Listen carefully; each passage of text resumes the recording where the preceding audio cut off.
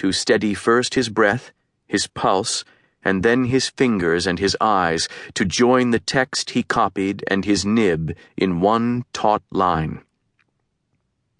At least it was a blessing to escape that stinking, jolting coach. He gripped the railing, filled his lungs, and faced downstream. The ship was weighted low with cargo.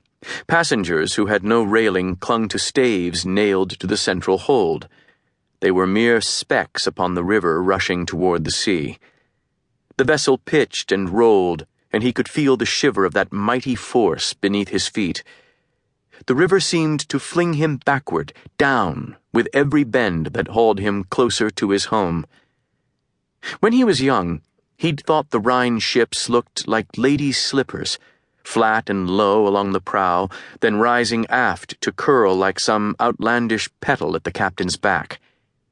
He'd been a boy the last time he saw these shores, yet he returned now as a man of letters, a clericus, a scribe.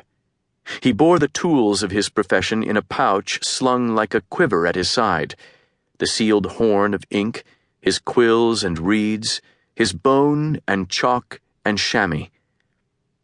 The valley of the Rhine peeled off to either side in banks of green and gold, and farther up outcroppings rose, perched high above the river like so many gnomes.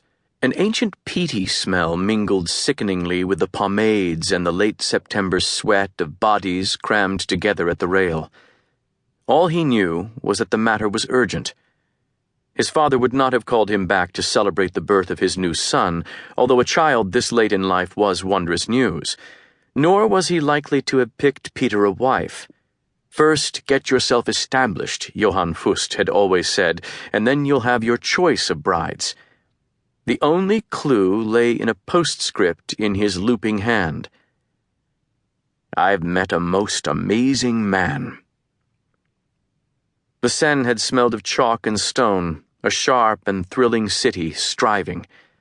The Rhine was wider, darker, rooted in the forest and the field. Peter breathed in its odor, the odor he had known most of his life. They were not far from Gernsheim now, where he'd been born and raised and tended sheep, where he'd been orphaned and then saved. Fleetingly he saw the farm and Father Paul. He never would forget the old priest's palsied paw, and then his own small fist, tracing out his letters in fulfillment of his mother's dying wish. He looked down at that very hand clamped now upon the railing, that hand that was the master of a dozen scripts. It was a perfect tool. With it he stood at the Sorbonne, right at the apex of the world. And what a world it was! Even decades later he could taste the feeling of that year of Jubilee. The Holy Roman Empire pulsed like a rich man with a fever, fearful, yet exalted at the prospect of the light. All Christendom hung in the balance, waiting. There was a new pope on St. Peter's throne, and some strange new spirit rising. The schism of 3 popes had been laid to rest. The cardinals had bowed at last to the authority of Rome. The new Italian pontiff, Nicholas V, had vowed to sweep the vile world clean. He'd called his jubilee to bring the faithful back to penitence and undo years of plunder ruled by greed. That new wind was sweeping through the markets and the lecture halls, the streets and seats of learning from Bologna up to Paris.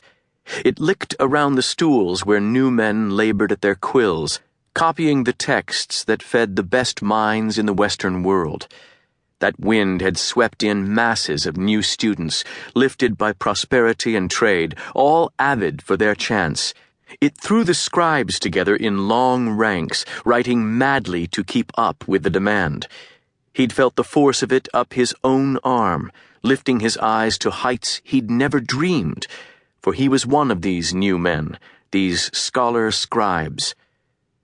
And then the wind stalled, stopped short by the thick brown band of the Rhine. Peter watched the other trading boats, as thick as krill upon the water. Merchants, moneylenders, bureaucrats, and priests, all servants of Mammon as much as of God. He knew for certain that the winds of change were dead upon